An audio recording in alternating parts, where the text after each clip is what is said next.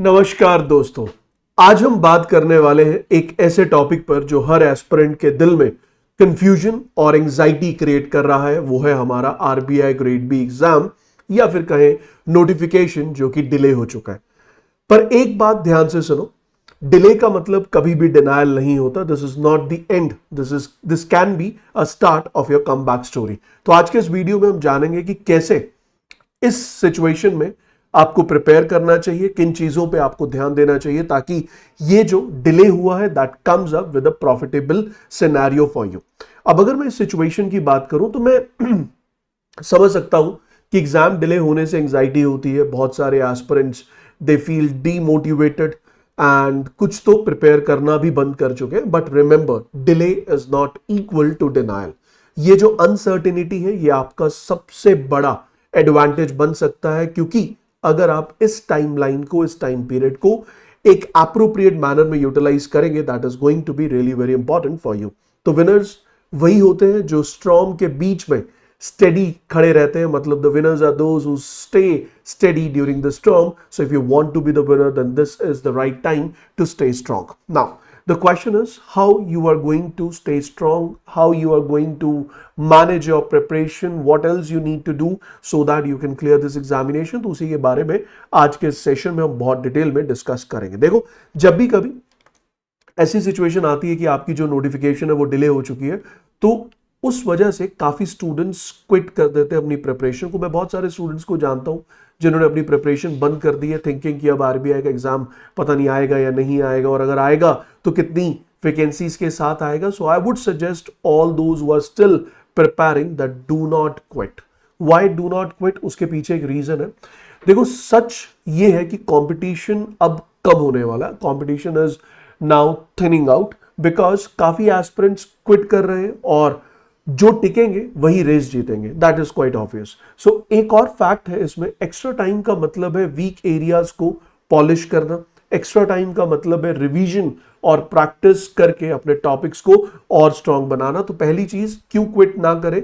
I am requesting you, do not quit because of this delay many of the aspirants they have started preparing for some other exam or they have stopped preparing for the examination। so obviously जो actual, जो real competition है, that is thinning out, which will give you or which will increase your chance to success।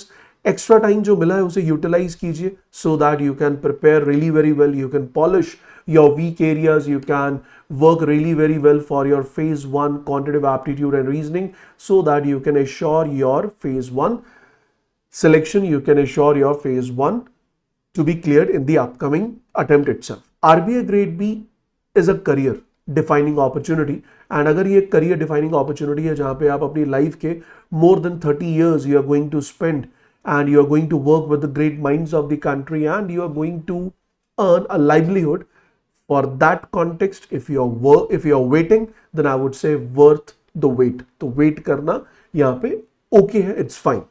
So winners, they are made in certain time। So if you can stand strong today, that means you will be in a position to clear this examination। तो यहाँ पे एक चीज और कहना चाहूंगा कि RBI grade B एक करियर डिफाइनिंग अपॉर्चुनिटी है, worth every bit of wait.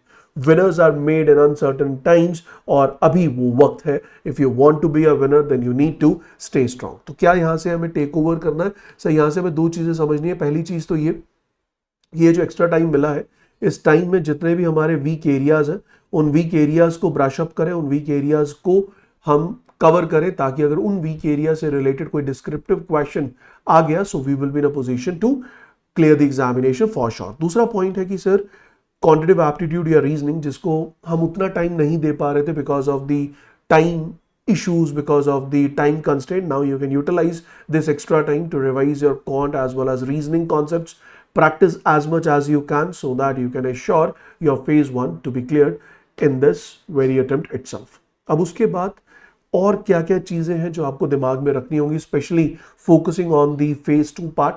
तो फेज 2 कंटेक्स्ट में अगर मैं कहूं तो अपने जितने भी कोर सब्जेक्ट्स हैं, for example if I talk about ESI, in ESI also there are some of the core areas।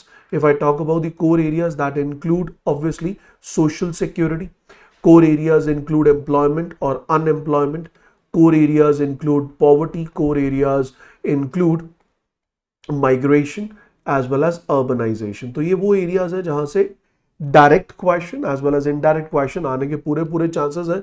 Do revise them because of this extra time or with the help of this extra time. In case of finance, try to revise again and again, especially those topics which are mentioned in your finance syllabus which are current affairs related.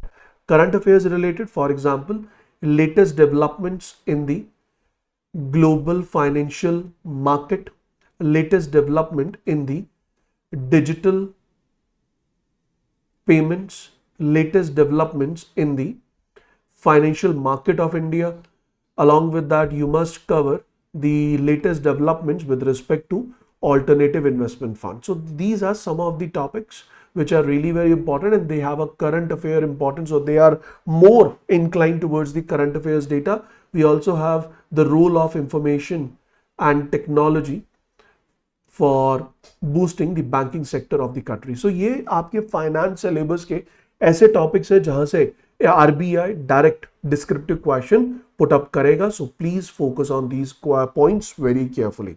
Then in case of management, do revise the topics which are generally asked. For example, question is asked on motivation, leadership.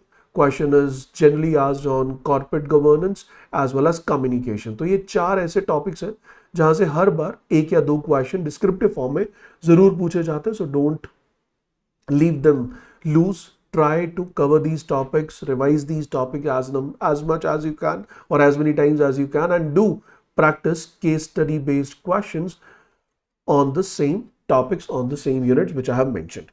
Then strengthen the writing skills for descriptive papers. You need to strengthen your writing skills for the descriptive paper. I have already conducted a video that how you should ace your descriptive section, or what are the, I would say, what is the correct art of writing a good descriptive answer. Go and watch that video.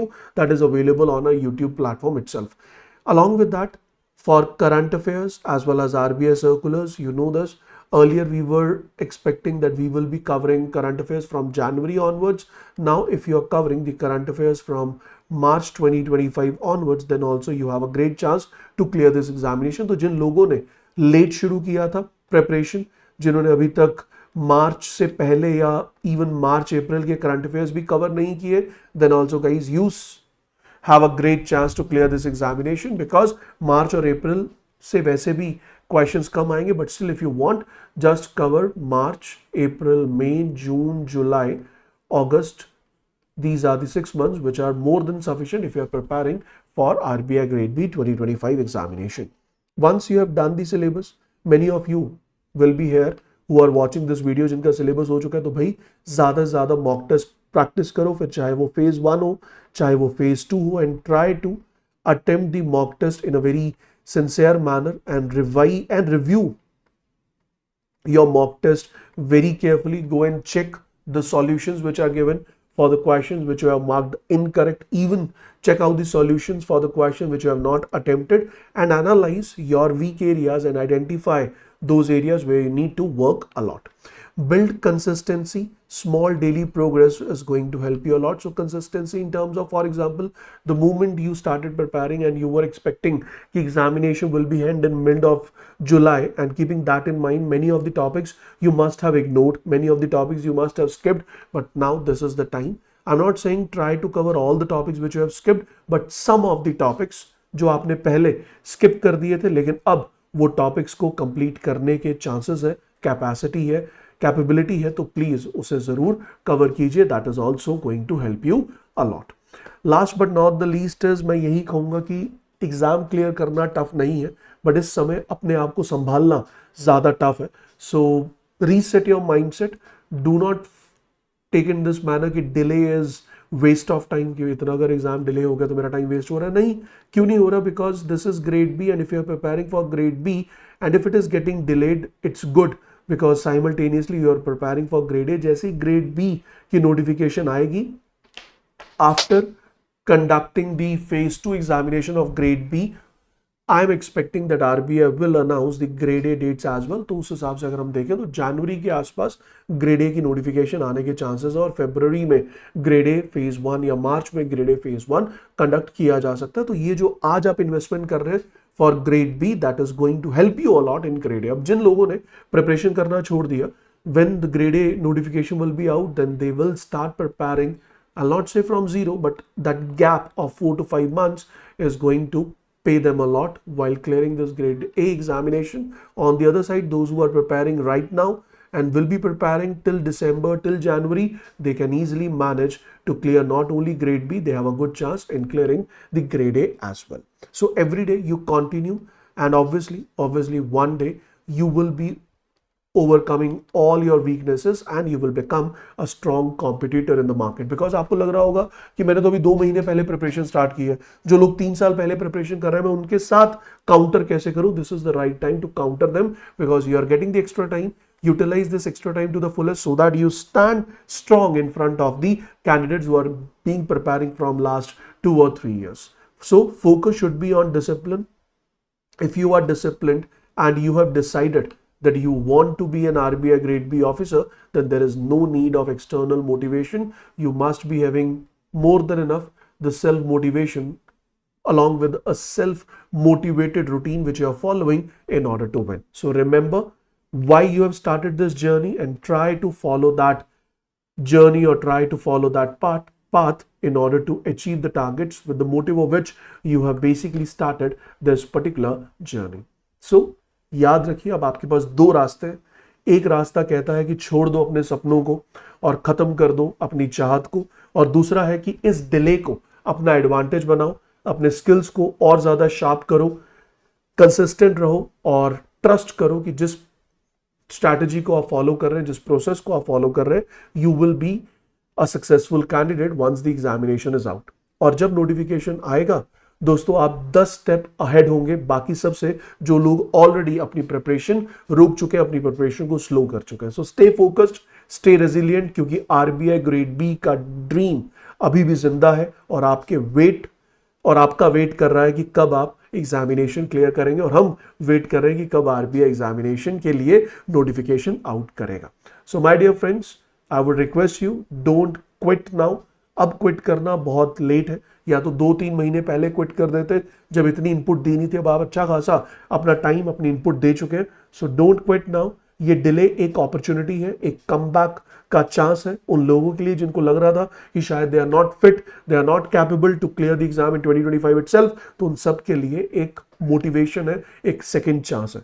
सो अगर इस video ने थोड़ा सा भी आपको motivation दिया तो इसे लाइक जरूर कीजिएगा, शेयर कीजिएगा और सब्सक्राइब कीजिएगा हमारे चैनल को for more RBI prep guidance as well as energy doses. So क्योंकि दोस्तों सक्सेस उन्हीं का होता है जो रुकते नहीं है और जो लड़ते रहते हैं.